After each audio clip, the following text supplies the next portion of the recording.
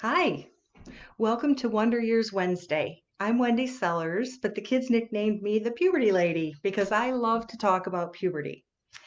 And as you know, spring is the traditional time for schools to teach the puberty lessons, but during the pandemic, schools have been closed. And so those lessons, many times in many schools, did not get taught this year. And those responsibilities were turned over fully to parents, caregivers, and other trusted adults to teach young people about puberty. And I know a lot of parents have contacted me saying, what if we don't know how to start? I don't know what to do. What do you recommend? And so I've launched a series of book reviews. So each week I've been highlighting a different puberty book that can help parents to teach their kids at home about puberty. This week we're going to talk about a book titled Sex is a Funny Word. It is written by Cory Silverberg and the illustrations are by Fiona Smith. This book was published in 2015 and it's created especially for young people ages 8 to 10. And it's a groundbreaking book because it is the first truly inclusive book for this age group. So the author suggests that the adult read it first and get familiar with it, and especially pay attention to the question pages at the end of each chapter. And that allows the adult, the parent, caregiver, or other trusted adult to think through their own responses to those questions and how they want to address them with the child in their life. The book starts out with an introduction to four of the main characters who appear throughout the book: Zai, Cooper, Mimi, and Omar. And these characters point out different things about the topic throughout the book. The book is arranged in 6 chapters, and each one begins with a comic. You can see that the illustrations are really bright, bold, fun, comic illustrations. And each chapter ends with questions or an activity page. And this allows the adult and child to read the information, look at the pictures, and then process that information at the end of each chapter. So here are the chapters in brief. The opening starts out talking about, it introduces the four characters here that I already mentioned. And then it starts out talking about sex is a funny word. And it really talks about and normalizes all the reactions that people have to hearing the word sex. And it also includes a table of contents. Chapter 1 is titled, What is Sex?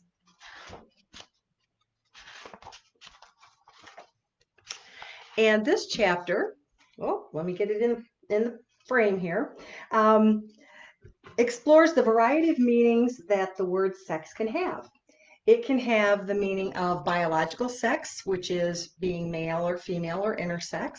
It can mean having sex, such as sexual intercourse, or it can mean reproduction, or how we have more humans produced. And it wraps the discussion about what is sex in 4 values. The values that it proposes are respect, trust, joy, and justice. That takes us to chapter 2, and chapter 2 is called Learning About Bodies. And this chapter is just what you would think it is.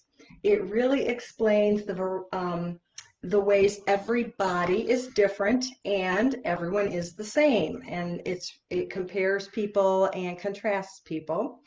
It includes a little bit about body autonomy, privacy, and which body parts we show in public or to other people, and which ones we keep private. Instead of using the term private parts, which a lot of us have been used to hearing, it calls them middle parts because they're in the middle of the body. And it makes a point of saying that any part of your body can be private because you have the right to keep it to yourself. And so it doesn't use the word private parts for that reason. It discusses having silly names for body parts, which we typically call slang. And it also talks about the benefits of using the names for body parts that you would use with adults, such as doctors, nurses, and parents, so that they would understand what you're talking about. Then it goes on to include a variety of drawings of a variety of bodies. And it always includes drawings of kid body parts as well as adult body parts. And the body parts that it includes are nipples, breasts, bottoms, vulva, clitoris, vagina, penis, testicles, and scrotum.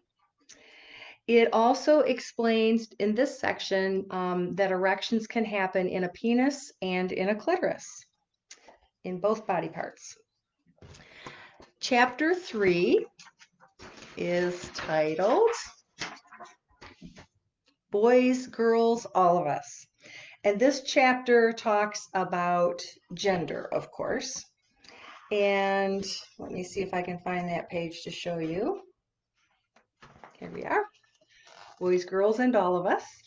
And it explores the fact that gender is often assigned at birth and that the words boy or girl may or may not fit. And that gender is non-binary. It's not either boy or girl, and it assures the reader that they know themselves better than anyone else. And so it concludes about talking about what people like to do, and that the things that people like to do isn't based on whether they're a boy or a girl or what their gender is. The next chapter is on touch, and it defines touch as helping touch or hurting touch. And let's see that page right here. And whoop, there we go. So helping versus hurting touch, and the importance of asking before you touch someone. And although this chapter doesn't use the word consent, it's talking about the concept of consent for this age group. It talks about having the right to say no to touch, even if it's expected, or if it's a relative, you still have the right to say no.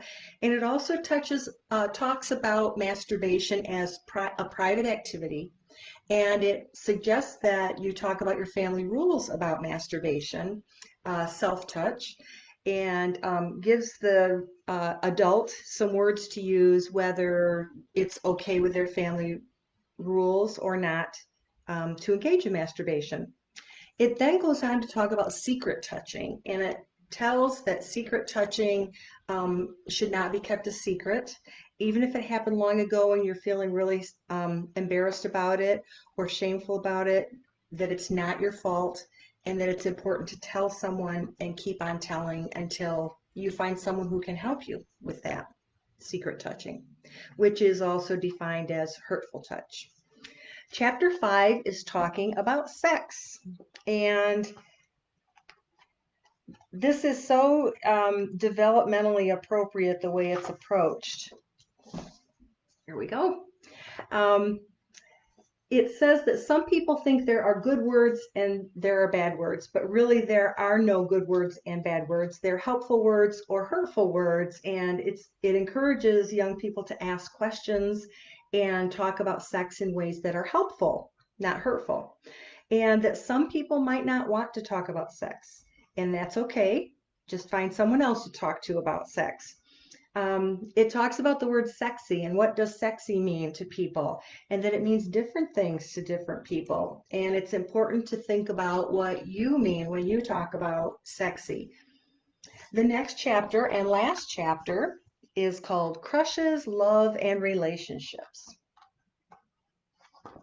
There we go.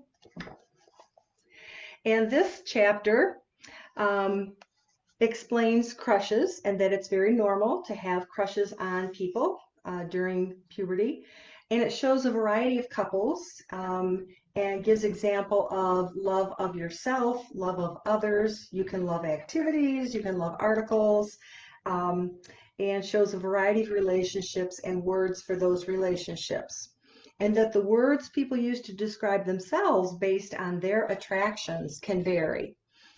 It concludes by reminding the reader to build relationships based on the 4 values that were introduced at the beginning.